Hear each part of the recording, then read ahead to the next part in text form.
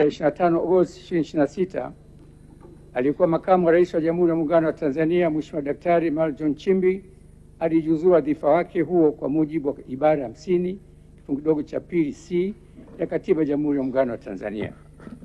Mheshimiwa wabunge, ili kujaza nafasi ya makamu wa rais wa Jamhuri ya Muungano wa Tanzania kwa mujibu wa ibara 47(4) C ya Katiba, tarehe 26 Agosti 2026 Halmashauri Kuu ya Chama cha Mapinduzi Taifa ikiongozwa na Rais wa Jamhuri ya Muungano wa Tanzania ilimteua aliyekuwa waziri wa nishati Mheshimiwa Deogratis John Dejembi kuwa makamu wa rais wa Jamhuri ya Muungano wa Tanzania.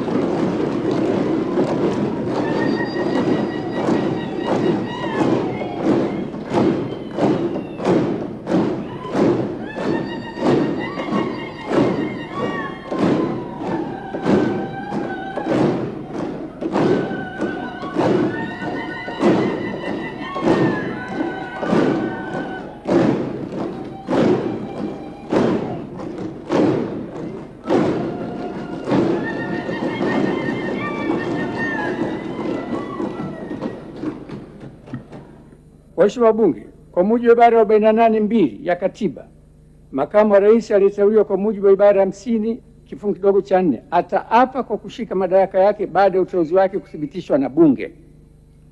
Uteuzi huo utathibitishwa na Bunge kwa kura za bunge walio wengi.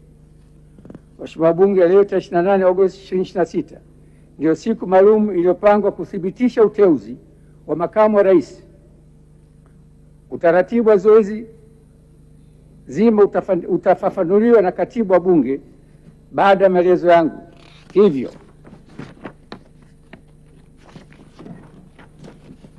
naomba bunge wote kuwa tulivu na kufuata maelekezo ili zoezi letu liweze kufanyika kwa haraka na ufanisi.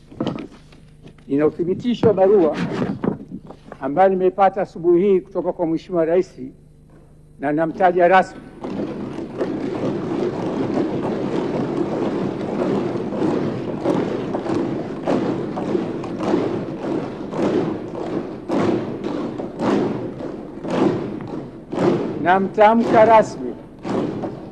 Namtamka rasmi jina liloletwa ndani ya bunge leo la kuchukua nafasi ya makamu wa rais wa Jamhuri ya Muungano wa Tanzania kwa mujibu wa barua hii iliyotoka kwa Mheshimiwa Rais wa Jamhuri ya Muungano wa Tanzania ni Deogratis John Dejembi.